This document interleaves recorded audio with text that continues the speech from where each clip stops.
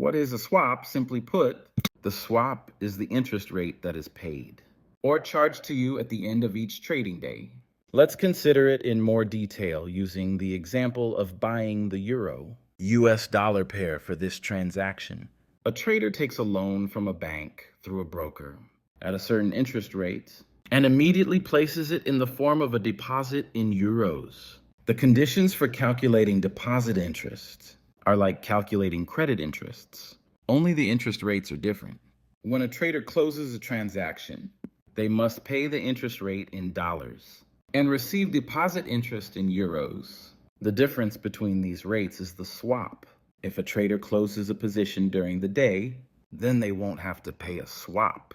But if a trader closes a position the next day or after a few days, then the swap must be paid to the bank. In order to calculate the swap yourself, it is not enough to just calculate the difference between interest rates. The formula on the screen is true if you hold the trade for a year. If you hold the trade for 1 day, the amount will be less by a factor of 365. It is important to remember, a swap can also be positive. In this case, the bank must pay the swap to the client. A swap is only applicable when trading on margin using leverage. Forex settles on a T+2 basis. Positions held over a Wednesday night are charged triple Friday, Saturday, Sunday. However, positions held over 3 nights at a weekend are only charged for 1 night.